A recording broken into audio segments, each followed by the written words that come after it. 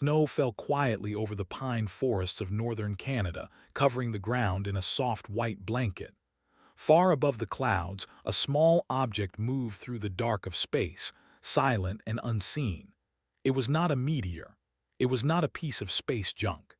It was a drone, built by a species that had never once shown itself to the people of Earth. The drone was called Watcher 19. Its task was simple and had been repeated 1,000 times before on 1,000 other worlds. Fly close, record data, stay hidden and leave.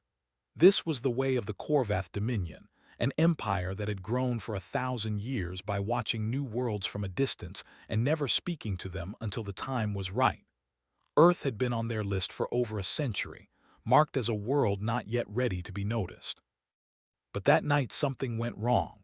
A sudden storm of solar energy swept through the system, stronger than anything the drone's old sensors had ever recorded. Its systems shook, sparked, and failed one by one. The cloaking field that kept it hidden flickered and died. Alarms rang inside its small mind, warnings no one on Earth could hear. Within minutes, Watcher 19 was falling, pulled down by gravity it had never meant to feel. It struck the forest floor with a burst of light that turned the snow to steam. Trees cracked and fell around the crash site. Then, silence returned to the woods as if nothing unusual had happened at all. Hundreds of kilometers away, in a small research building outside a quiet Canadian town, alarms of a very different kind began to sound. Daniel Reyes sat at his desk, staring at a screen filled with strange readings. He worked as an engineer for a small private company that built and managed a network of Earth monitoring satellites, used mostly for weather and geological research. He had seen storms, quakes, and strange signals before. This was not any of those things. "Grace, come look at this," he said, waving over his colleague. Grace Ibarra walked over, coffee cup in hand, and leaned over his shoulder. She was a materials scientist, sharp-eyed and quick to notice details others missed. Her eyes moved across the data, the heat signature, the impact pattern, the strange metal readings buried deep in the readings. "That's not a meteor," she said slowly. "Meteors don't move like that before impact. It slowed down, like something was trying to control it." Daniel felt a chill that had nothing to do with the weather outside.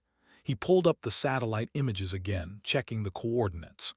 The crash site was remote, deep in the forest, far from any town or road. No government agency had reported anything yet. If they moved fast, they could reach it first. He looked at Grace. "We should call this in." "To who?" she asked. "By the time any one official gets moving, whatever this is could be picked apart by wolves or buried under 3 feet of snow. We're closer than anyone. We have the equipment. Let's go take a look ourselves, quietly. If it's something big, we report it properly. If it's nothing, no harm done." It was against every rule their small company had, but curiosity was already stronger than caution. Within the hour, Daniel and Grace were in a company truck loaded with recovery gear, driving into the dark toward the crash site, guided only by the coordinates on Daniel's tablet. The drive took nearly 3 hours. By the time they reached the edge of the forest, the sky was beginning to lighten with the first gray hints of morning. They left the truck and continued on foot, following the trail of broken trees and scorched earth that led them deeper into the woods. What they found stopped them both in their tracks. Lying half-buried in the snow was a shape unlike anything either of them had ever seen. It was smooth, dark, and strangely elegant, with curves that seemed to serve no obvious purpose, and markings along its surface that resembled no language on Earth. Smoke still rose gently from a crack along its side. "That is not one of ours," Grace whispered. Daniel said nothing. He simply stared, his mind racing to make sense of what stood before them. After a long moment, he stepped forward and placed a gloved hand against the cold metal surface. It hummed faintly beneath his palm, as though something inside was still, somehow, alive. They spent the next 2 hours carefully documenting the object, taking samples, and rigging a makeshift sled to help move the smaller, detached pieces. The main body was too large and too heavy to move that day, but a section near the crack, clearly some kind of core unit, came free with surprising ease, almost as if it wanted to be found. They loaded it into the truck and drove back to the lab in silence, both of them lost in thought. Neither spoke of what they had seen to anyone else, not yet. They needed to understand it first. Back at the lab, under bright lights and careful instruments, Daniel and Grace placed the strange core unit on a table. Grace connected a set of sensors to check for any residual power, and Daniel began, cautiously, to remove the outer casing. Inside was a tangle of components unlike any circuitry either of them had studied, arranged with a precision that suggested purpose, not accident. As Daniel adjusted the last connection, a soft blue light flickered to life deep within the device. Then from somewhere inside that small, broken machine came a sound. Not static, not noise. A voice, faint and uncertain, speaking words that neither of them understood, followed by a pause, and then, in halting but clear English, 3 simple words that changed everything. "Where's am I?" Daniel and Grace stood frozen, staring at the small, glowing core between them. Neither answered right away. They had just crashed into the biggest secret in human history, without ever leaving their own backyard. The building had emptied out hours ago, but 3 people remained inside, gathered around a table that now held the strangest object any of them had ever touched. The small glowing core sat quietly, its blue light pulsing like a slow heartbeat, waiting for someone to answer its question. Elias Whitfield, the founder of the small research company, had been called in the moment Daniel sent him a single message. "You need to see this now." He was an older man, calm by nature, with decades of experience in private aerospace research and a habit of staying level-headed even when others panicked. Standing over the device, even he found it difficult to hide his shock. "Where am I?" the voice repeated, softer this time, almost afraid. Grace leaned closer to the small speaker built into the exposed casing. "You're on Earth," she said carefully. "You crashed here. We found you in the forest." There was a long pause. Then the voice spoke again, steadier now though still uncertain. "Earth.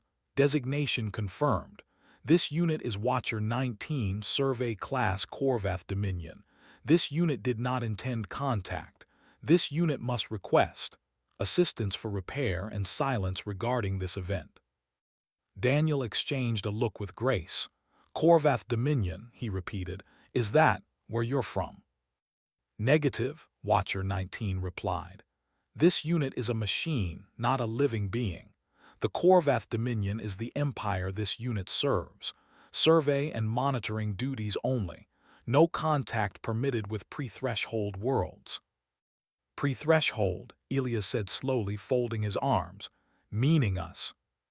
"Correct," said the drone. "Earth has been observed for 114 of your years, classified as low priority, non-interference status. This unit's malfunction was accidental. Contact was never intended."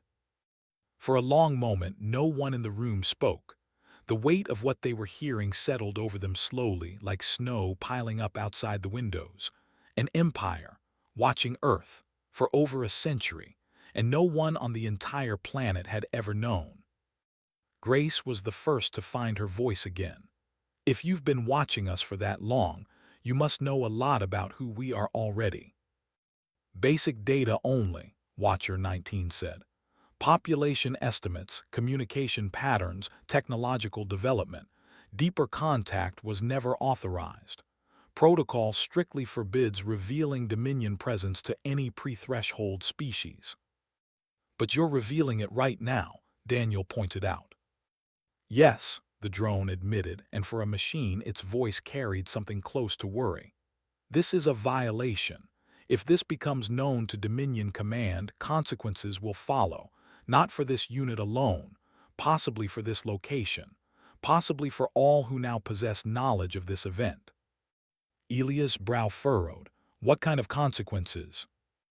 Before the drone could answer, the door to the lab opened without warning. All 3 of them turned sharply, and Daniel instinctively moved to block the table from view, though it was already far too late. Standing in the doorway was a woman in a military uniform, her expression unreadable. Her eyes sweeping the room and landing directly on the strange glowing device at the center of the table. "I'm going to need someone to explain," she said calmly, "why unregistered energy signatures have been coming from this building for the last 6 hours, and why they match nothing on record." This was Colonel Renata Silva, a liaison recently assigned to monitor unusual technological activity in the region, a job she had taken more as a formality than anything else, until tonight. She had followed a trail of strange readings picked up by a regional sensor array, readings that led directly here. Elias stepped forward quickly. "Colonel, this isn't what it looks like." "It looks like an alien object glowing on your lab table," Silva said flatly, walking closer. "So please correct me." Daniel, Grace, and Elias exchanged glances, and in that brief, silent moment, they made a decision that would shape everything to come. There was no more hiding this. Slowly, carefully, Daniel began to explain everything: the crash site, the recovery, the voice that had spoken from the machine. Silva listened without interrupting, though her hand rested near her sidearm the entire time, old instinct refusing to fully relax. When Daniel finished, Silva studied the softly glowing core for a long moment before speaking again.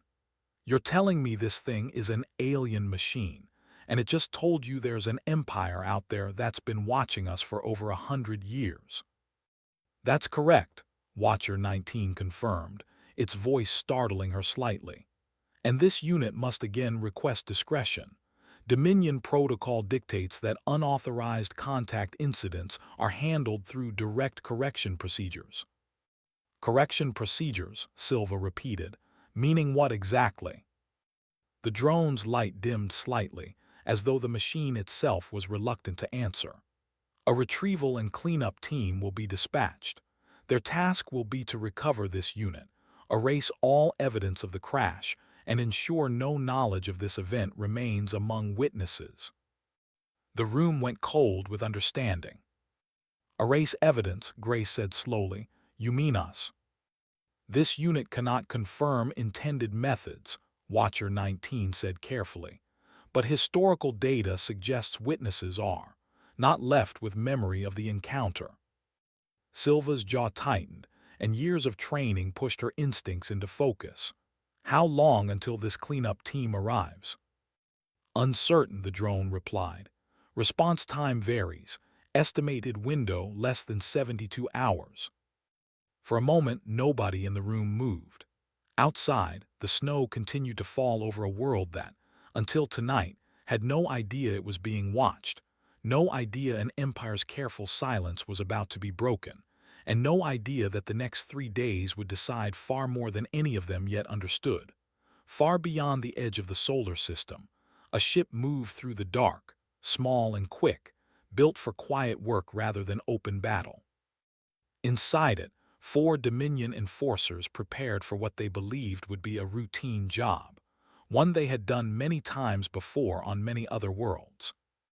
Their leader was Overseer Havoc, a tall figure with pale gray skin and calm, tired eyes that had seen this task performed too many times to count.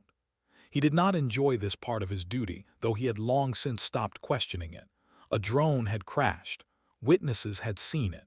The Dominion's rule was simple: silence must be restored. "Approach quietly," Havoc told his small crew as their ship slipped into the outer edge of the system. "This world is listed as pre-threshold. They will have no defense against us. Recover the drone, erase the witnesses' memory of the event, and leave before their sun rises twice more." None of them expected resistance. None of them had ever needed to expect it before. On Earth, preparations of a very different kind were already underway.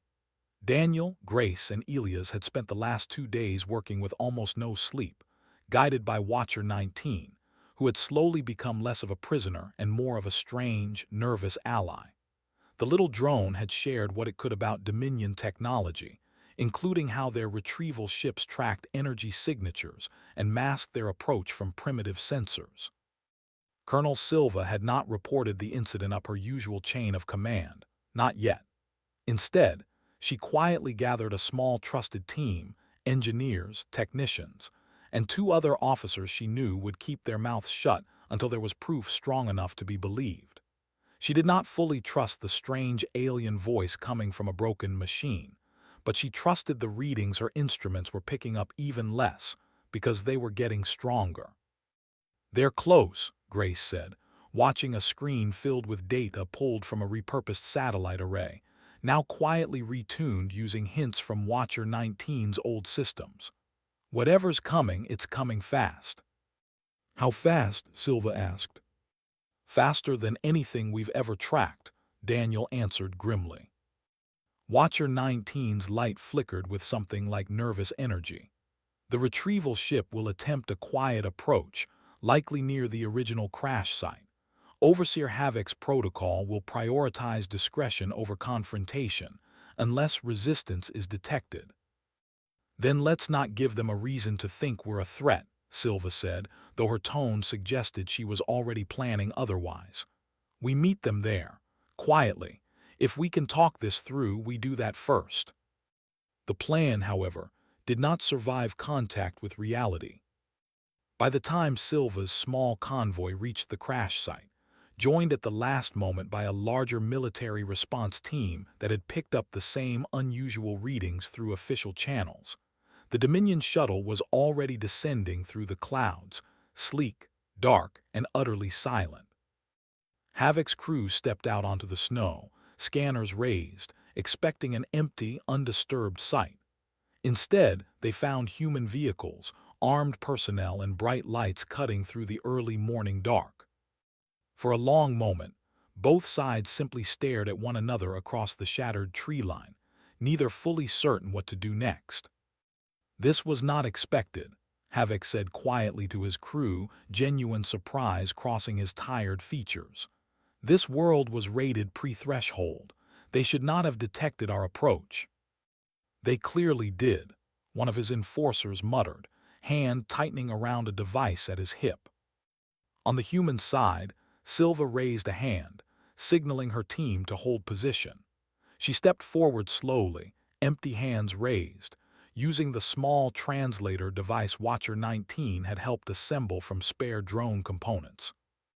"We don't want to fight," she said carefully, her voice carried through the translator in a series of clicks and tones. "We want to talk." Havoc studied her for a long moment. Then, unexpectedly, he lowered his own weapon slightly. "This unit's mission is retrieval and correction, not conflict," he said through his own translator. "Return the drone core. Submit to memory correction. This can end peacefully." "Memory correction," Silva repeated. "You mean erase what we know?" "It is standard procedure," Havoc said simply, as though this explained everything. "Not going to happen," Silva said firmly. The standoff might have ended there, tense but bloodless, if not for the youngest of Havoc's enforcers, anxious and following protocol too rigidly, who moved to activate a compact device strapped to his chest, a memory wipe field meant to be deployed over the entire area regardless of consent. Watcher 19, still connected through a small relay Daniel carried, recognized the device's activation signature instantly. "Warning," it said sharply through the speaker at Daniel's side. "Wide area correction field is arming. This must be stopped." Daniel didn't hesitate. He shouted a warning to Silva, who reacted instantly, closing the distance and tackling the young enforcer before the device could fully activate. It sparked, sputtered, and shorted out harmlessly in the snow, saved only by seconds. Chaos broke out for a brief tense moment, enforcers reaching for weapons, human soldiers raising theirs in response until Havoc's sharp voice cut through the noise. "Stand down. All of you stand down." Silence returned, heavy and uncertain. Havoc looked at Silva, then at the ruined memory device in the snow, then finally at the surrounding human forces who had, against every expectation, matched his team's approach and stopped his mission cold. Something in his expression shifted, not quite respect, but something close to it. "This has never happened before," he admitted quietly. "Maybe it should have," Silva replied. In the end, Havoc's shuttle was disabled before it could retreat, and the overseer himself, along with his small crew, was taken into careful, respectful custody rather than treated as a captured enemy. It was Watcher 19 who convinced Silva this was the wiser path, insisting that anger would only confirm every fear the Dominion held about dangerous species. By the time the sun rose fully over the shattered forest, humanity had done something no other known world had ever managed. It had stopped a Dominion cleanup team, and it had done so without losing a single life. But far above, in the cold dark of space, a single automated signal had already escaped the doomed shuttle moments before its capture, carrying a short, urgent message back toward the heart of the Korvath Dominion.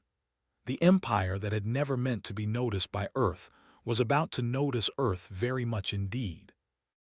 Deep within the heart of Dominion space, on a vast administrative station built from the metal of 1,000 conquered worlds, an alarm rarely used in living memory began to sound through the quiet halls of command.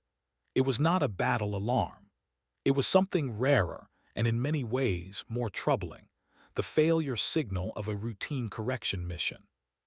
Grand Administrator Yavash received the report first, seated in a wide chamber overlooking a curved window filled with distant stars. He was a narrow, sharp-featured figure, known throughout the Dominion for his patience and his belief that the Empire's greatest strength was not its weapons, but its silence. Worlds that did not know they were being watched never thought to resist. He read the short automated message twice before setting it down. "A retrieval team lost, not destroyed," he murmured to himself, "captured by a pre-threshold species." Word spread quickly among the upper ranks, and within hours, Fleet Commander Dressa requested an audience. She was younger than Yavash, built more for battle than diplomacy, with a reputation for blunt honesty that made her both respected and disliked in equal measure.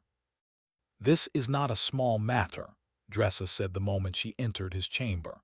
"A world we rated as harmless disabled and captured an entire retrieval crew. That has never happened in recorded Dominion history." "It is an anomaly," Yavash replied calmly. "Nothing more. We will send a proper diplomatic response, resolve the matter quietly, and adjust their classification." "And if it is not an anomaly," Dressa pressed, "if this species is simply different from every other world we have catalogued, you cannot manage that with quiet diplomacy alone." Yavash's expression did not change, but something behind his eyes did.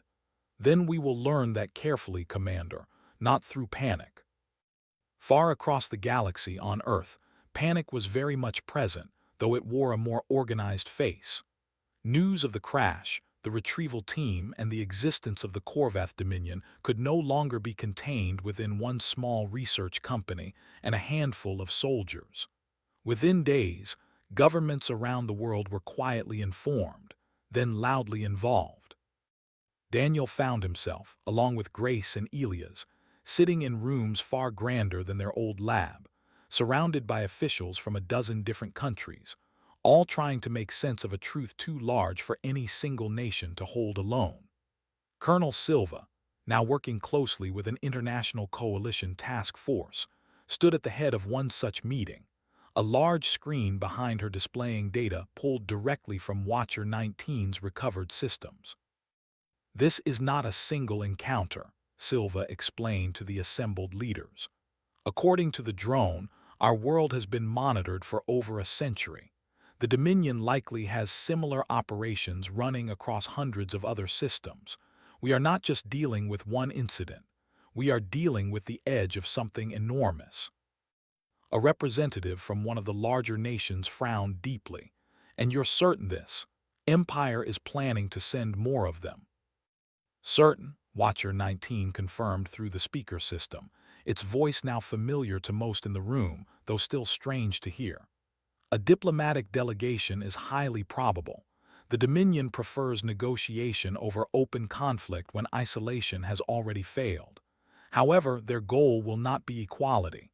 It will be containment, phrased as friendship. The room fell quiet at that.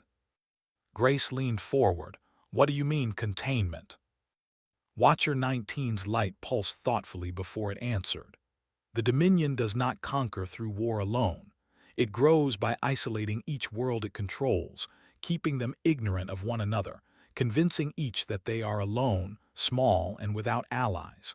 Fear and silence are more effective than weapons. Earth is not the first world to resist in small ways.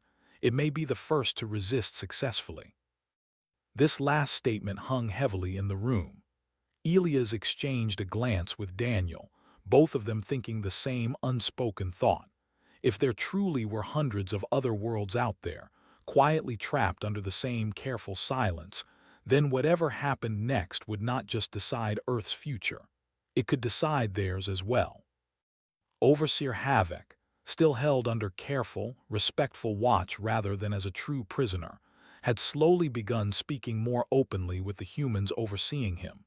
He was not treated with cruelty, and in turn, his answers grew less guarded with each passing day.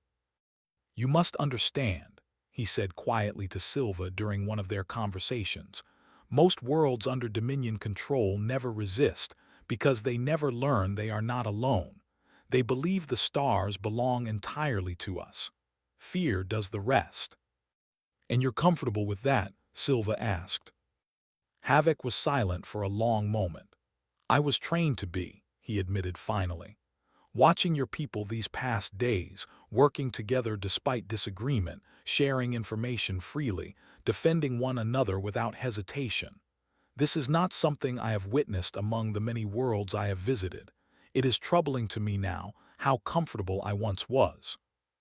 Back in orbit, sensors detected the first signs of a larger vessel approaching the outer solar system, far different from the small, quiet retrieval ship that had come before. This one did not attempt to hide. Watcher 19 confirmed what everyone already feared.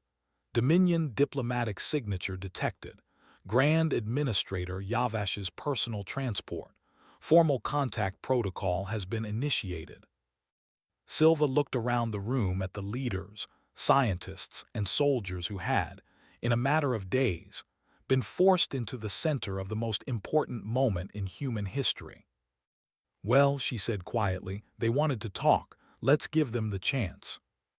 Outside, high above the clouds, a massive Dominion vessel began its slow, deliberate descent toward a planet that, until recently, had never even known it was being watched, and was now about to sit face to face with the empire that had quietly ruled the stars for 1,000 years.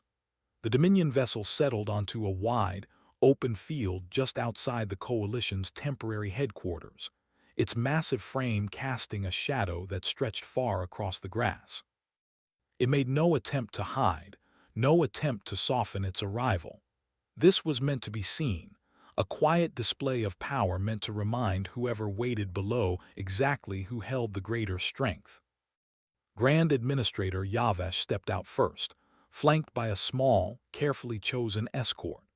He moved with practiced calm, the same calm that had guided 1,000 years of quiet Dominion expansion. He expected to find a nervous, fractured group of leaders eager to secure whatever protection or technology his empire might offer in exchange for cooperation. This was how it had gone on every other pre-threshold world that had ever managed to notice the Dominion's presence before full contact was intended. What he found instead surprised him. Waiting to greet him was not a scattered, panicked crowd, but an organized human delegation, representatives from many nations standing together, unified rather than divided. At the front stood Colonel Silva, calm and steady, with Daniel, Grace, and Elias close beside her. Overseer Havoc stood among them as well, not as a prisoner paraded for effect, but as someone who had chosen, quietly, to be there. Yavash's eyes lingered on Havoc for a long moment, clearly unsettled by the sight of one of his own officers, standing comfortably among the very species he had been sent to correct. "Grand Administrator Yavesh," Silva said, using the same simple translator device that had first opened communication days earlier. "Welcome to Earth." "You already know my title," Yavesh noted, his tone carefully neutral. "That is unexpected for a pre-threshold world." "We've learned a lot in a short time," Silva replied evenly. "Shall we talk?" The negotiations that followed took place in a large, plain room, deliberately chosen without excessive decoration or displays of wealth, a space meant to communicate honesty rather than impress. Yavash had expected such meetings to be brief, ending quickly with humanity's agreement to Dominion oversight in exchange for protection and technology. Instead, he found himself facing careful, informed questions he had not prepared for. "You've told us Earth was rated pre-threshold," Grace said, seated across from him. "What does full threshold classification actually mean for a world once it's reached?" Yavesh hesitated only slightly. "Formal inclusion into the Dominion, guidance, protection, access to greater technology and resources." "And in exchange?" Daniel asked. "Order," Yavesh said simply. "Cooperation with Dominion governance." "That's a nice way of saying control," Elias said quietly. Yavesh's composure did not break, but something in his posture stiffened. The Dominion has maintained peace across countless worlds for 1,000 years. Conflict between member worlds is virtually unknown. "Because they don't know about each other," Watcher 19 said through the translator, its voice steady despite addressing someone far above its rank. "Isolation, not peace, Administrator. You know this." Yavesh's gaze shifted sharply to the small drone speaker unit, clearly displeased, though he said nothing to contradict it. Silva leaned forward. "That's really what this comes down to, isn't it? Every world under your control believes it's alone. No contact between them. No cooperation. No idea how large your empire truly is, or how many others might feel exactly as trapped as they do." "That is how stability is maintained," Yavesh said carefully. "That's how control is maintained," Silva corrected. "There's a difference." The room fell into a tense, heavy silence. Over the following hours, negotiations grew increasingly difficult, with Yavesh attempting again and again to steer the conversation toward quiet cooperation, subtle terms that would have slowly folded Earth into Dominion oversight without open resistance. Each time, the human delegation, calm but firm, refused to be moved, countering every proposal with the same steady demand: full transparency, full knowledge of the Dominion's true scale, and full respect for Earth's independence. What Yavesh did not know, and would not discover until it was already too late, was that while negotiations continued openly in that plain, undecorated room, a much quieter effort was unfolding elsewhere.